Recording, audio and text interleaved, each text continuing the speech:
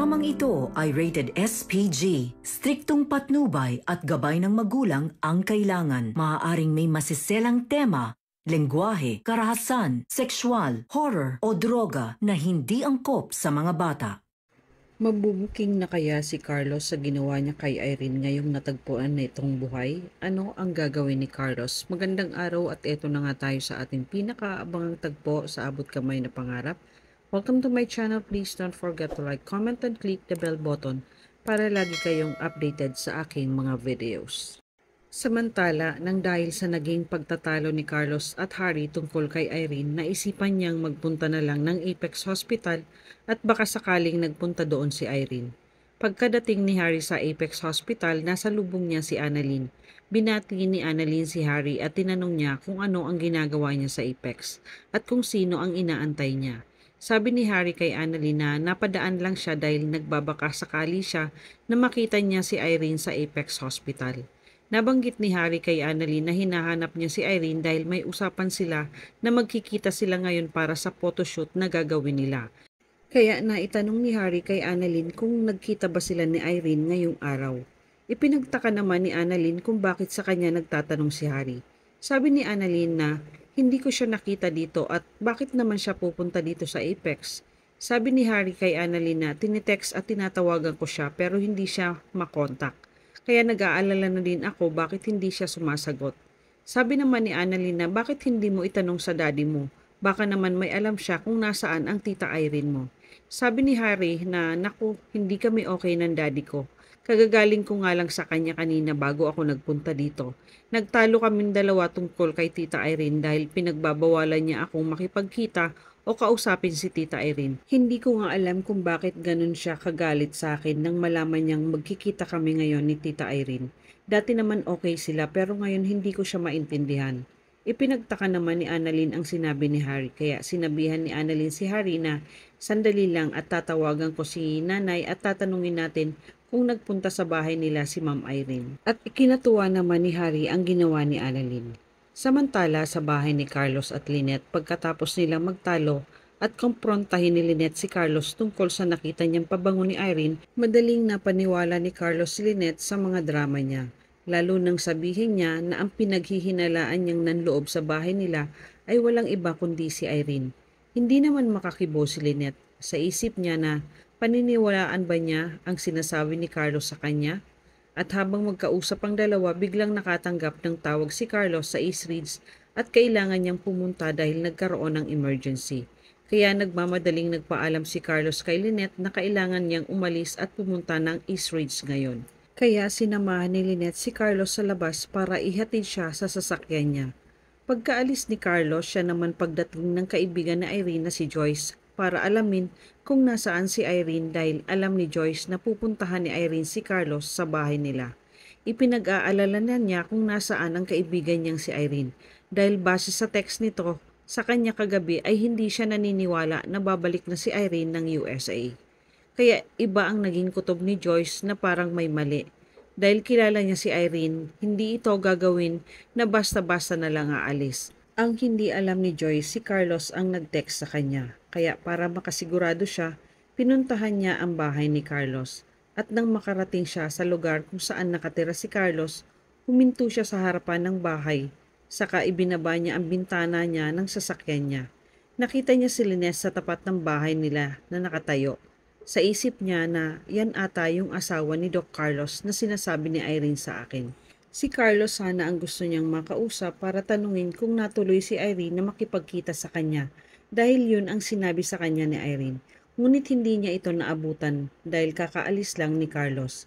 Kaya naisipan lang ni Joyce na bumaba ng sasakyan at lumapit kay Lynette para tanungin tungkol kay Irene. Samantala habang nasa labas si Lynette at inaantay niyang makaalis si Carlos, bigla naman tumunog ang telepono niya. Nakita niyang tumatawag si Annalyn sa kanya, kaya agad naman niya itong sinagot. Naitanong ni Annalyn kay Lynette niya kung nagpunta ba si Irene sa bahay nila. Nagtaka naman si Lynette kung bakit nagtatanong si Annalyn tungkol kay Irene. Kaya tinanong niya si Annalyn kung bakit niya hinahanap si Irene. Sabi ni Annalyn na pinapatanong kasi ni Harry sa akin kung nagpunta ba daw dyan si Irene dahil hindi niya ito makontak sa telepono niya.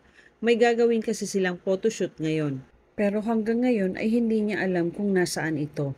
Biglang napaisip si Lynette na baka totoo ang hinala niya na nagpunta nga si Irene sa bahay nila dahil sa nakita niyang pabango nito. At siya ang nanloob sa bahay nila na sinasabi ni Carlos sa kanya. Kaya sinabi niya na lang kay Annalyn na hindi naman nagpunta dito si Irene sa bahay nila kagabi at yun din ang sinabi ni Carlos. Kaya agad naman nagpaalam si Annalyn at binaba na ang tawag. Sinabihan ni Annalyn si Harry na hindi naman daw nagpunta si Irene sa bahay ng daddy mo. At maya-maya ay nagpaalam na si Harry kay Annalyn. Samantala, pagkababa ng tawag ni Lynette, nakita niya si Joyce na nakatayo at pasilip-silip sa bahay nila. Biglang kinabahan si Lynette dahil hindi niya kilala kung sino ang babaeng yun. Kanina pa nakatingin sa bahay nila. Habang si Joyce naman ay nagpa siya ng lapitan si Lynette upang magtanong tungkol kay Irene. Nang makalapit na si Joyce kay Lynette, sinabihan niya na ito na sino ka? Anong ginagawa mo sa harap ng bahay ko? Siguro kasabwat ka nung magnanakaw dito kagabi no? Kaya nagmamanman ka ngayon. Bigla naman nagsabi si Joyce na, naku po, hindi po ako magnanakaw. Andito po ako para hanapin ko yung matalik kong kaibigan na si Irene. Nabigla naman si Lynette kaya tinanong niya ito na matalik mong kaibigan si Irene? Bakit mo naman dito hahanapin si Irene?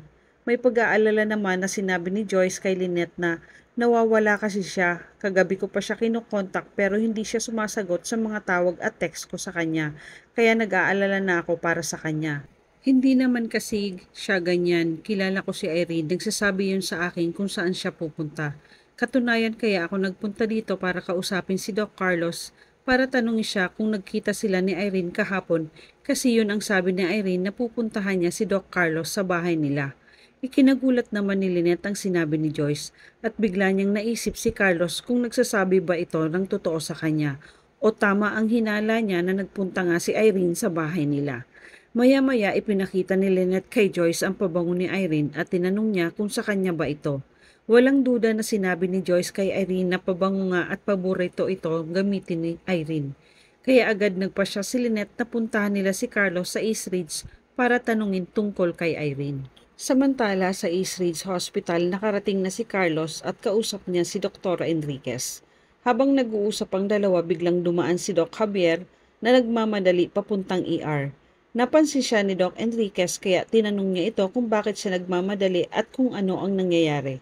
Sabi ni Doc Lindon na, Doc, meron po tayong pasyenteng dinala dito ng barangay. Natagpuan nila ang babae malapit sa creek at nasa ER siya ngayon dahil kailangan niya ng agarang medical attention. Ikinagulat naman ni Doc Enriquez ang nangyari, kaya naitanong niya kay Doc Lindon kung ano ang lagay ng pasyente at kamusta na ito. Sabi ni Doc Lindon na buhay pa naman siya, Doc, kaya lang mahina na siya. Habang si Carlos tahimik lang na nakikinig at bigla siyang nakaramdam ng kaba dahil alam niya sa sarili niya na si Irene ang babaeng tinutukoy ni Doc Lindon na natagpuan dahil alam niya kung saan niya ito itinapon. Hindi malaman ni Carlos ang gagawin niya dahil oras na mabuhay si Irene, tuluyan ng masisira ang buong pagkatao niya kapag nalaman nila ang buong katotohanan sa totoong nangyari kay Irene at kung sino ang gumawa nito sa kanya. Ano ang mangyayari kay Carlos kapag nabuhay si Irene? Masabi kaya ni Irene na si Carlos ang nagtangkang pumatay sa kanya? Si Irene kaya ang sisira sa buhay ni Carlos. Yan ang ating pakaabangan dito lang sa Abot Kamay na Pangarap. Huwag bibitiw at huwag kalimutang mag-subscribe. Maraming salamat po and God bless.